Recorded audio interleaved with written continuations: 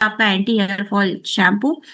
अब देखिए, hubs and more ऊपर लिखा है, उसके बाद एंटी हेयर फॉल शैम्पू लिखा हुआ है, लेकिन इसके बीच में एक लाइन और लिखी है, स्कैल्प रेनेसेंस। स्कैल्प रेनेसेंस का मतलब होता है आपकी जड़ों का, आपके बालों की जड़ों का पुनर्जागरण।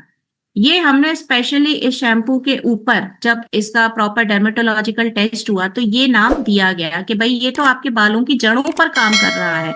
अब जड़ों पर काम कैसे करता है, देखिए, नॉर्मली आपका कंज्यूमर पूछेगा क्या इससे बाल गिरना बंद हो जाएगा?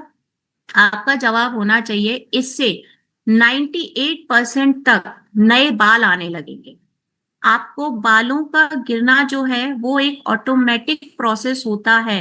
वेदर चेंज होगा, बाल गिरेगा। हार्मोन ऊपर नीचे है, बाल गिरेगा। पॉल्यूशन है चारों तरफ, बाल खोल के आप जा रहे हैं, या बालों में किसी भी तरीके का डस्ट आ रहा है तो बाल गिरेगा।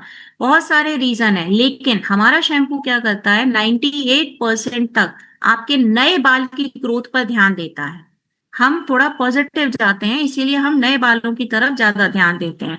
अब ऐसा क्यों होता है, तो सबसे पहले तो ये जितने भी मैंने केमिकल्स के आपको नाम बताए, sulphate, paraben, silicon, sodium chloride, ये अल्कोहल, इन सबसे फ्री है।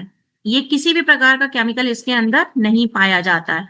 तो ऐसा क्या है इसके अंदर, इस शैम्पू के अंदर, जो आपके बालों मतलब आपके नए बाल लाना स्टार्ट कर देता है? तो आपके नए बाल आते हैं दो इंग्रेडिएंट से। फर्स्ट है मैलिक एसिड और सेकेंड है कैरास्टिम। अब मैलिक एसिड और कैरास्टिम किस तरीके से काम करते हैं आपके नए बाल आने के ऊपर, वो देख लेते हैं। सबसे पहले बात करते हैं मैलिक एसिड की।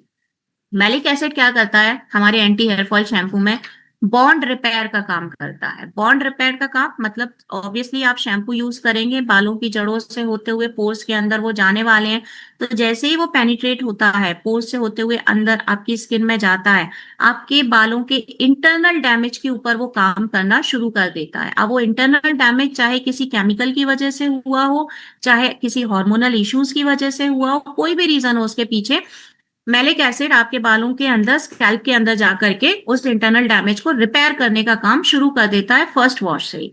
सेकेंड काम क्या करता है मैलिक एसिड, एंटी ब्रेकेज का काम करेगा। एंटी ब्रेकेज मतलब, देखिए, बालों में पाया जाता है फाइबर। फाइबर जब जगह जगह से टूटने लगता है तो आपके बाल स्प्लिट एयर की तरफ जाने लगते हैं, ड्राइनेस की तरफ जाते हैं, आपके स्कैल्प जो है वो वीक होने लगते हैं। तो मैलिक एसिड क्या करेगा, हेयर के फाइबर के ऊपर काम करेगा और उनको स्ट्रेंथ देने का काम करने लग जाता है, ताकि ब्रेकआउट नहीं होने चाहिए। थर्ड क्या करेगा, फॉर्मुलेशन की वजह से, क्योंकि यहाँ पर मैलिक एसिड को कैरास्टिम के साथ में फॉर्मुलेट किया गया है, दो इंग्रेडिएंट को एक साथ दिया गया है, तो just because of malic acid with कैरास्टिम, ये आपको सिनर्जेटिक इफेक्ट देता है। सिनर्जेटिक इफेक्ट देने का मतलब होता है, एक तरफ तो वो बालों का गिरना रोकेगा, दूसरी तरफ वो नए बाल लेकर के आएगा, और तीसरी तरफ वो इंश्योर करेगा कि आपके बालों में ड्राइनेस ना आए, मॉइस्चर बरकरार रहना चाहिए, आपके बालों में स्प्लिट एंड भी नहीं आना चाहिए।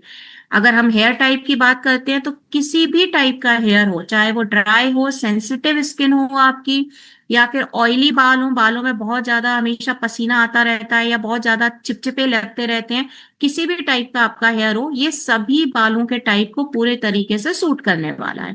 तो ये काम रहता है मैलिक एसिड का आपके एंटी हेयर फॉल शैम्पू में। अब दूसरा इंग्रेडिएंट जो इसके अंदर पाया जाता है, हमने मैलिक एसिड को किसके साथ में फॉर्मुलेट किया था, कैरास्टिम के साथ में। कैरास्टिम क्या होता है, कैरास्टिम का मेन जो काम रहता है वो आपके बालों की केयर करने के ऊपर वो ज्यादा फोकस करता है। मतलब, क्योंकि आपका हेयर लॉस हो रहा है, तो उसका रीजन सीधा सीधा सा है कि आपके बालों की स्कैल्प वीक हो गई है। जब जड़ कमजोर हो जाएगी तो वो बाल गिरने ही वाला है। तो केरास्टिम का काम रहेगा कि आपके उन कमजोर बालों के ऊपर वो एक नरिशमेंट लेकर के आए और जेंटल तरीके से उनको क्लीन करें।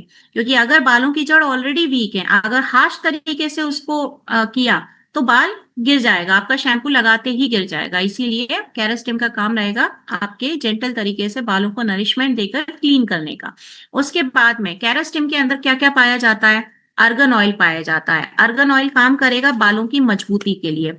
कोको बटर पाया जाता है, जिसका काम रहेगा नए बाल लेकर के आना। जोजोबा ऑयल पाया जाता है, जिसका काम रहेगा आपके बालों को कंडीशनिंग करने का। जो काम कंडीशनर करता है वो ऑलरेडी कैरास्टिम करता है, क्योंकि कैरास्टिम के अंदर जोजोबा ऑयल पाया जाता है।